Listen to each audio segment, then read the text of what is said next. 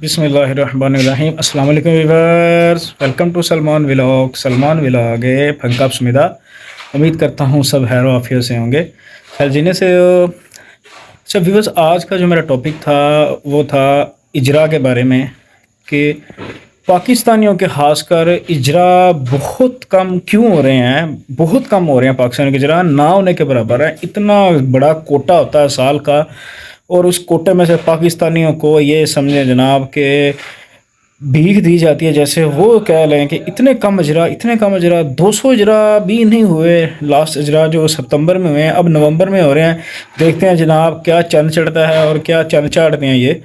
तो इतने कम इजरा हुए हैं।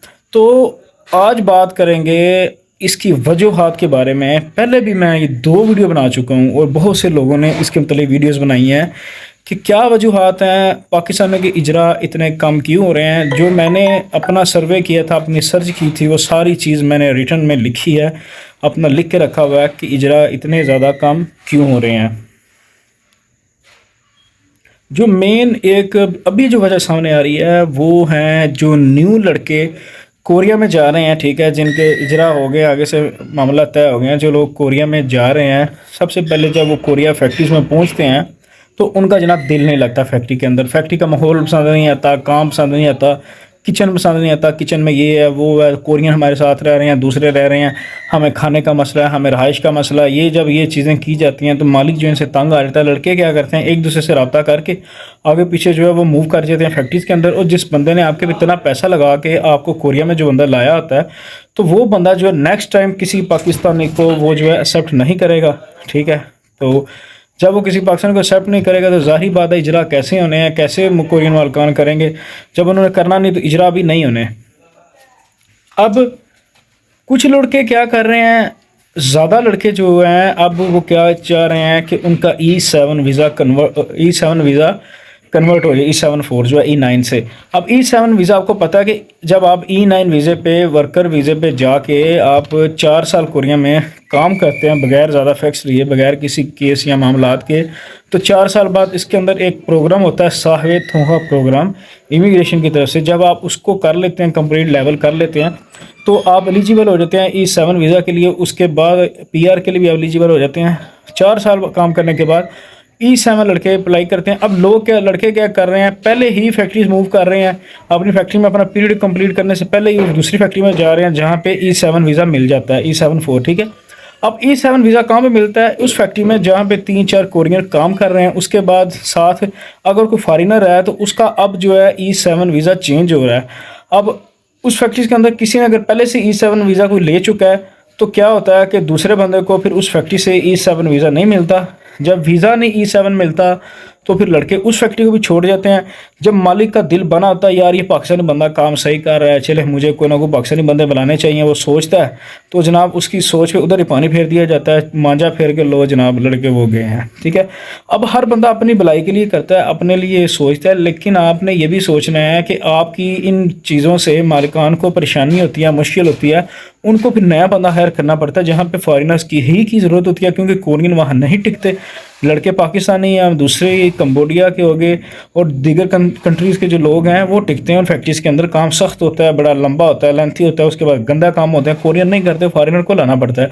जब पाकिस्तान की जगह पे वो दूसरे लोग ला रहे हैं जो तंग भी नहीं कर रहे, जो जिनको खाने का भी टेंशन नहीं है, मामला नहीं, तो फिर वो उनको प्रेफर करेंगे ना कि पाकिस्तानी बंदों को। अब इसके बाद जो है E7 वीज़े के बाद जो एक और इशू है, लड़के जो न्यू आ रहे हैं या कुछ पुराने हैं वो कहते हैं जनाब हमारी सैलरी 30 लाख वान 32 लाख वान तक निकलनी चाहिए, 28 ऊपर जानी चाहिए। 25 पे वो एग्री ही नहीं होते, तो वो कहते हैं कि हमारी सैलरी ज़्यादा से ज़्यादा हमें मिले, 30 मिले या 32 मिले, तो और हफ्ते इतवार की छुट्टी भी अंदर मिले। तो वेल डन, तालियां होनी चाहिए यार हमारे लिए। इस वजह से भी फैक्ट्री मालकान जो हैं उन लड़कों को भी कहते हैं पुरबाश, और न्यू लड़के को अजरा जो है वो पाकिस्तानियों को सिलेक्ट ही नहीं करते, दूसरे कंट्रीज़ के लोगों को वो सिलेक्ट कर लेते हैं। तो फिर इसका असर पड़ता है पाकिस्तानियों पे, ठीक है। जब ये कोरियन की कबीना, जब ये लोग अक्टूबर में हायर कर रहे हैं ये फिर फॉरेनर्स को, इनको टाइम दिया जा रहा है नौदम्बू की तरफ से, लेबर कोड की तरफ से, कि आप पाकिस्तानी बंदे हैं या जो भी कंट्रीज़ के लोग हैं जिन जो जो आपको चाहिए वो आप आके हमें एप्लीकेशन दें, हम लड़के आपको देंगे। जब कोरिया ने पाकिस्तानियों के लिए एप्लीकेशन ही नहीं देनी, पाकिस्तानियों का डिमांड ही नहीं करनी, तो उनको पाकिस्तानी लड़के कैसे दिए जाएंगे? ज़ाहिर फिर बात है, नहीं दिए जाएंगे तो इजरा नहीं होंगे, इजरा नहीं होंगे तो आपके रोस्टर जो एक्सपायर होंगे, रोस्टर एक्सपायर होंगे, नया रोस्टर बनेगा, नए सिरे से मेडिकल होगा, जाके रोस्टर फॉर्म जमा करवाया जाएगा, फिर से आप वेटिंग पे लग जाएंगे। तो ये मामला बन रहे हैं। E7 वीज़ा, जैसा कि मैंने आपको बताया, मैंने इधर अपना लिखा हुआ है कि जब इसको चेंज करना होता है इसके लिए थोड़ी सी डिफ़िकल्टीज़ हैं। आपने एक फैक्ट्रीज़ का अपना टाइम पीरियड कंप्लीट करना है, 4 साल कंप्लीट करने हैं। उसके बाद आप E7 के लिए जब अप्लाई करते हैं, E7 वीज़ा मिल जाता है उस फैक्ट्री की वजह से। तो फिर उसके बाद PR के लिए लड़के जाते हैं, PR के लिए भी बड़े पापड़ वेलने पड़ते हैं, जनाब साबित होगा प्रोग्राम करना है, उसके बाद टेस्ट पास करना है, उसके बाद काफ़ी ज़्यादा चीज़ें जाके PR मिलती है। लेकिन हमारा टॉपिक जो था वो था इजरा के बारे में। अब लड़के जनाब क्या करते हैं कि वो फैक्ट्रीज़ में जाते हैं, पाकिस्तानी लड़के जो ऑलरेडी लगे हुए हैं, फर्स्ट करें E9 वीज़े पे हैं, या जो वो साला वीज़ा जो होता है, या G1 वीज़ा, E9 वीज़ा, या कोई भी वीज़ा है जिनकी नेशनलिटी या लड़के लगे हुए हैं, तो वो कोई ना कोई अपना पाकिस्तानी बंदा बुलाते हैं, वर्कर ही E9 वाला। जब वो जाते हैं, जब फैक्ट्री विज़िट की, सारा कुछ पसंद आ गया, सैलरी पसंद आ गई, वो कहते हैं लो जनाब हम कल आ रहे हैं, परसों आ रहे हैं। तो कुछ लड़के जो हैं आगे जाके फिर वो नई फैक्ट्री से अच्छी फैक्ट्री का इंतखाब करना शुरू कर देते हैं। तो जो मालिक ने आपको सारा फैक्ट्री का सर्वे कराया था, दिखाया था, आप उस वक्त जॉब को, उस चीज़ को पसंद भी कर चुके होते हैं, तो फिर घर आके आपने मशवरे करने होते हैं लड़कों ने, तो फिर उस फैक्ट्री की तरफ नहीं जाते। तो फिर मालिकों के दिल खट्टे होते हैं, पाकिस्तानी बुलाना ही नहीं यार, छोड़ो कोई और मुल्क का बंदा बुलाते हैं, ये ऐसे ही कर रहे हैं। ये ज़्यादातर लोग कोरियन पाकिस्तानियों से मुतनफ़र इन वजूहात की वजह से हैं। फिर जाते ही हमें किचन अच्छा चाहिए, फूड मनी चाहिए, अलग चाहिए। यार आप 1, 2 माह, 3 माह काम करके अगर दिखाएंगे तो आप पे मुतमिन होंगे। ज़ाहिर बात है, जब कोरियन ने आप पे मुतमिन हो जाना, उन्होंने आपसे काम करवाना है, तो उन्होंने आपको किचन भी अच्छा देना है, रहाइश भी देनी है, काम भी अच्छा देना है, ताकि आप उनकी फैक्ट्री में अच्छे तरीके से काम कर सकें। ना कि आप भगाएं, वो आपको नहीं भगाएंगे जब तक आप खुद ना भागेंगे। वो कोरियन नहीं चाहते कि बंदा काम कर रहा है जो छोड़ के जाए।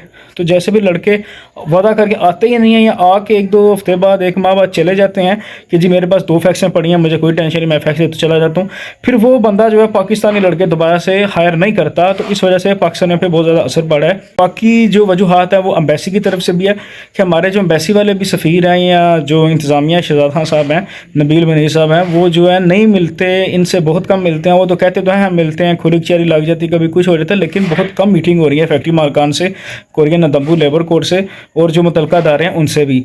उसके बाद OEC की तरफ से भी काफ़ी ज़्यादा गफलत का शिकार है लड़के। उनके लड़कों के कुछ मामला होते हैं, पेपर्स की गलतियाँ वो ठीक नहीं की जाती, आगे भेज दी जाता है। जब आगे भेज दिया जाता है तो वहाँ जाके भी लड़के रह जाते हैं। और जो जब आगे जाके ही लड़के रह जाने या रास्ते में डॉक्यूमेंट्स की वजह से मसला बनना है, तो इजरा उन लड़कों का कैसे होगा? फिर उसके बाद तीसरी जो मतलब इनके बाद जो एंड पे आ जाता है पाकिस्तानी गवर्नमेंट, हमारे मुल्क के हालात इतने इस तरह के हैं कि गवर्नमेंट के मामलात इस तरह के, मुल्की हालात ऐसे हैं कि बहुत जो पाकिस्तानियों को इस तरह की निगाह से देखा जा रहा है, पाकिस्तानी लोगों को, वर्कर्स को उन्होंने क्या हायर करना है, क्या कोरिया के अंदर ला के काम करवाने हैं, देखा जा रहा है कि यार इस मुल्क के अंदर क्या मामला हो रहे हैं। तो लिहाजा गुरेज कीजिए इन मामला से, इन चीज़ों से। जब आप कोरिया में पहुंच जाते हैं तो एक मुस्बत चेहरा पाकिस्तान का दिखाएं, अपने फैक्ट्री मालकान को ये प्रूफ दें कि यार पाकिस्तानी लड़के अच्छे हैं, मेहनती हैं, मेहनत कर सकते हैं। तो आप वो फिर आप उनसे उन्हें बोलेंगे। तो जब उनको टाइम दिया जाएगा अक्टूबर के अंदर, वो जो है फिर पाकिस्तानी लड़कों को हायर करेंगे, बुलाएंगे, पाकिस्तानी लड़कों की डिमांड करेंगे, 1 लड़के की, 2 की, 5 की। तो इस तरह इजरा की जो रेशो है ज़्यादा हो जाएगी। और अब सारा पाकिस्तानी लड़कों पे नहीं है डिपेंड, एम्बेसी पे भी है और हमारी गवर्नमेंट पे भी है, OEC इदारा जो उस पर भी है कि कोरियन लोगों से जो फैक्ट्री मालकान है, नौदम्बू वाले हैं, उनसे बात की जाए कि यार हमारे मुल्क को क्या हर 2 महीने बाद 200 इजरा, और दूसरे कंट्री जो है 500, 1000 इतने इजरा लेते जा रहे हैं। लास्ट टाइम भी जो कोरिया में फ़्लाइट गई है पाकिस्तानी वर्कर्स की, ग्रुप फोटो इस दफ़ा नहीं थी बनाई गई, तो पता नहीं कन्फर्म, पता नहीं कितने लोग गए हैं इस जो लास्ट फ़्लाइट गई है कोरिया के अंदर। तो उम्मीद करते हैं कि नवंबर के अंदर जो है अजरा अच्छे होंगे। नवंबर की इंशाल्लाह ताला वीडियो जो है नवंबर में इजरा कब होंगे, किस कैटेगरी का कब हो रही है, क्या डेट है, तो वो भी इंशाल्लाह ताला वीडियो मैं आपके साथ शेयर कर रहा हूँ इस वीडियो के बाद। तो जिन जिन लोगों ने चैनल को सब्सक्राइब नहीं किया, सब्सक्राइब करें, लाइक करें, शेयर करें और बेल आइकन को लाजमी क्लिक करें। और जो आपका क्वेश्चन है वो लाजमी पूछें, ठीक है। इसके बाद नेक्स्ट मेरी वीडियो मैंने फ़िशिंग के रिलेटेड बनानी है। बड़ी देर हो गया मैं कह रहा हूँ, लेकिन बना नहीं पा रहा, टाइम नहीं मिल पा रहा। इंशाल्लाह ताला फ़िशिंग के रिलेटेड। और उसके बाद वीडियो कोरियन लैंग्वेज के हवाले से, कोरियन वर्ड्स हैं जो इंपॉर्टेंट चीज़ें के हवाले से वीडियो बनानी है। इंशाल्लाह ताला मिलते हैं नेक्स्ट व्लॉग में। अल्लाह हाफिज़।